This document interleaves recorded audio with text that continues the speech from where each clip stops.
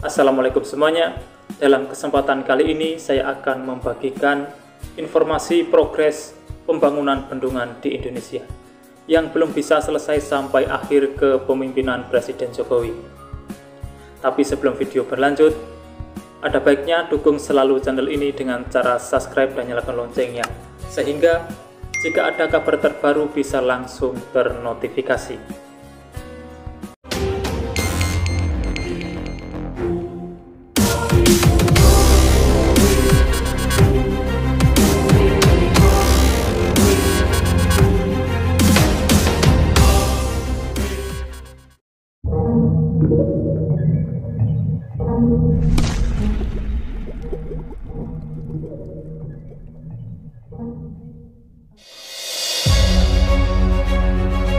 Masuk ke informasi pertama, pembangunan bendungan Kurento yang saat ini sudah memasuki tahap akhir diperkirakan akan selesai akhir tahun 2024 ini.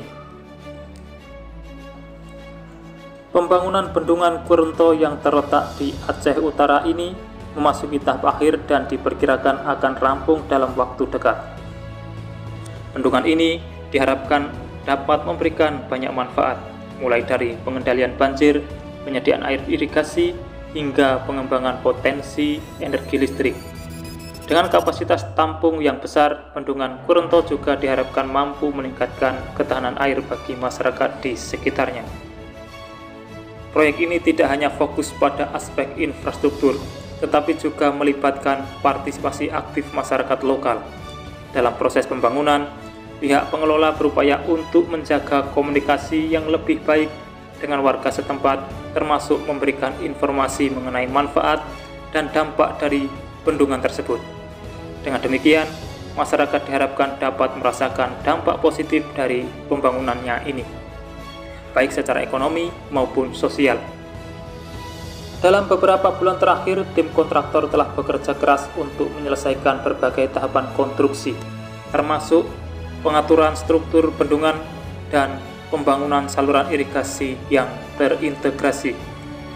Pihak berwenang juga melakukan pengawasan ketat untuk memastikan bahwa setiap aspek pembangunan memenuhi standar keselamatan dan kualitas yang telah ditetapkan.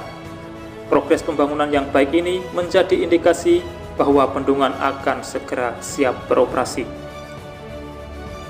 Setelah selesai, bendungan Kurento diperkirakan akan berkontribusi signifikan terhadap pertanian dan ketahanan pangan di daerah sekitarnya. Selain itu, bendungan ini diharapkan dapat menarik investasi dan meningkatkan perekonomian lokal, menciptakan lapangan kerja baru, serta mendorong pengembangan sektor pariwisata. Dengan semua manfaat tersebut, masyarakat dan pemerintah setempat berharap bahwa bendungan Kurento akan menjadi salah satu landmark penting dalam pembangunan wilayah di Aceh Utara.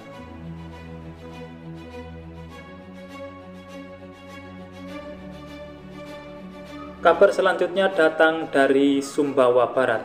Rencana pembangunan bendungan Kerekeh memasuki tahap sosialisasi kepada masyarakat.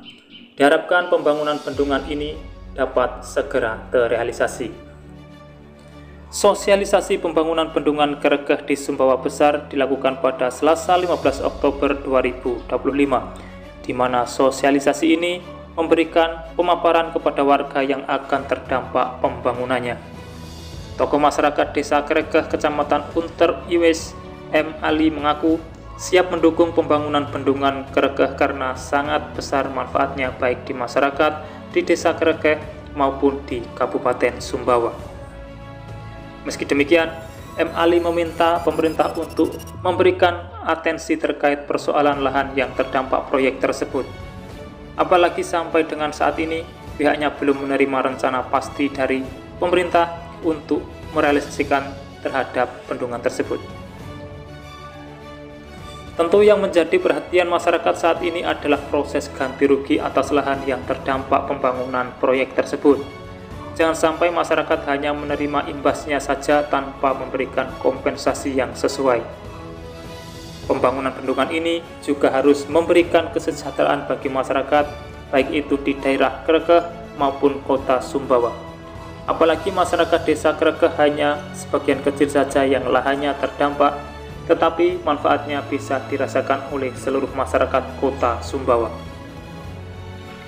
M. Ali berharap pemerintah bisa memberikan ganti rugi yang sangat sepadan atas lahan yang terdampak pembangunan, apalagi pembangunan ini untuk kesejahteraan masyarakat, sehingga pemilik lahan terdampak juga harus sejahtera.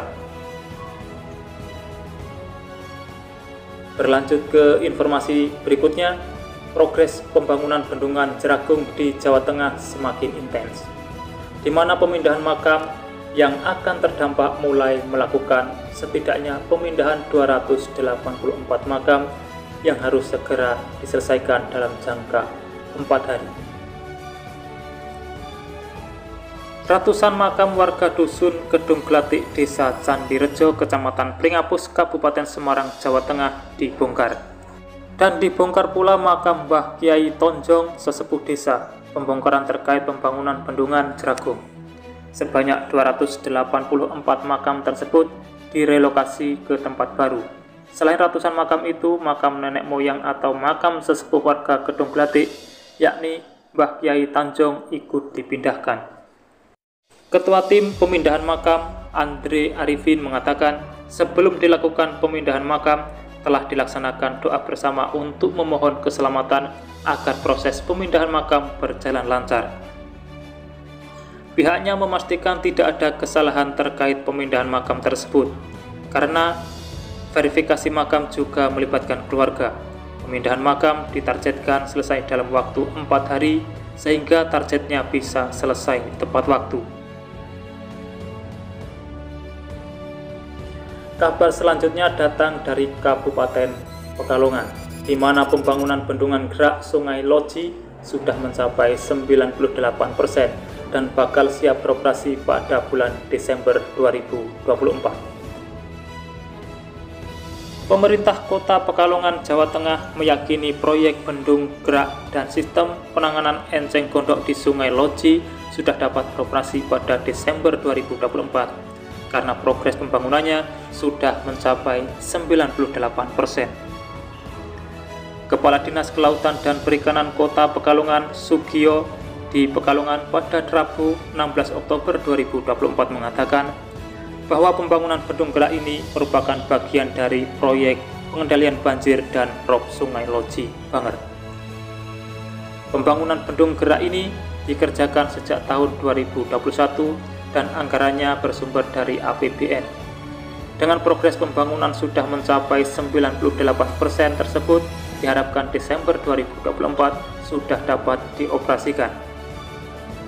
Menurutnya, bendung gerak dan sistem penanganan enceng gondok ini sudah memasuki tahap uji coba, khususnya untuk pintu-pintu besar. Dan dari 4 pintu yang ada, semuanya telah diuji coba dan sudah bisa berfungsi. Ia menjelaskan bahwa bendung gerak ini dilengkapi dengan sistem penanganan dan manajemen pengelolaan sampah yang di dalamnya terdapat alat rotari yang berfungsi untuk mengangkat sampah dan enceng gondok. Saat pintu dibuka, sampah akan diarahkan menuju alat rotari. Sampah kemudian diangkat dan diturunkan melalui konveyor. Sugio mengatakan alat angkut barang bergerak ini akan memindahkan sampah ke dalam bak-bak kendaraan pengangkut untuk kemudian dibawa ke tempat pembuangan. Dengan beroperasinya bendung gerak di Kali Loji, masalah sampah di daerah ini diharapkan dapat diatasi dan bisa selesai sepenuhnya pada Desember 2024. Yang terakhir, kabar datang dari Kabupaten Tuban, Jawa Timur, di mana Pemkab Tuban menggelontorkan dana miliaran rupiah untuk menormalisasi 7 waduk untuk pengendali banjir dan juga irigasi pertanian. Anggaran miliaran rupiah kembali digelontorkan Pemkab Tuban untuk merehabilitasi sejumlah waduk di beberapa kecamatan. Tahun ini total ada 7 waduk yang dinormalisasi. Melansir website layanan pengadaan secara elektronik Kabupaten Tuban, 7 waduk itu meliputi Waduk Desa Sambongrejo, Kecamatan Semanding, Waduk Srugi, Kecamatan Bancar, Waduk Desa Telogowaru, Kecamatan Meraurang, Waduk Singkil, Kecamatan Kerek, dan Waduk Desa Pujangan, Kecamatan Montong. Kemudian Waduk Desa Mulia Agung Kecamatan Singgahan dan Waduk Desa atau Kecamatan Plumpang. Total anggaran yang dibutuhkan mencapai 6,9 miliar, bersumber dari anggaran pendapatan belanja daerah 2024. Kepala Bidang Sumber Daya Air Dinas Pekerjaan Umum dan Penataan Ruang Perumahan Rakyat dan Kawasan Permukiman Tuban, Ikhwat Sulistyo mengatakan saat ini seluruh proyek masih dalam tahap pengerjaan. Rehabilitasi sejumlah waduk tersebut berdasarkan usulan dari masyarakat. Setelah dilakukan peninjauan, akhirnya dianggarkan di APBD 2024. Selain untuk mengoptimalkan fungsi waduk sebagai tempat penampung air, juga untuk mencegah banjir. Disinggung terkait Waduk Jabung Ring Duge di Desa Melangi, Kecamatan Widang yang tak kunjung tuntas, ia menjelaskan bahwa waduk tersebut bukan kewenangan pemerintah kabupaten, melainkan pemerintah pusat dan Balai Besar Wilayah Sungai Bengawan Solo. Pihaknya hanya pelaksana saja, wewenang sepenuhnya ada di pusat. Diakui permasalahan sengketa tanah yang belum tuntas menjadi persoalan waduk tersebut belum berfungsi sebagaimana mestinya. Seperti musim hujan tahun lalu, air dari hulu yang melintasi kali overload meluber hingga menyebabkan banjir lantaran waduk dimaksud belum berfungsi. Waduk Jabung Ring Duge memang diharapkan menjadi solusi banjir di wilayah sekitar, tapi karena masih ada persoalan sehingga belum bisa berfungsi normal. Demikian informasi yang bisa saya sampaikan untuk saat ini. Temukan informasi berkenaan pembangunan hanya di channel ini. Semoga apa yang kami sampaikan ini bermanfaat, dan sudah waktunya saya pamit undur diri. Wassalamualaikum warahmatullahi wabarakatuh. Sampai bertemu di kabar menarik selanjutnya.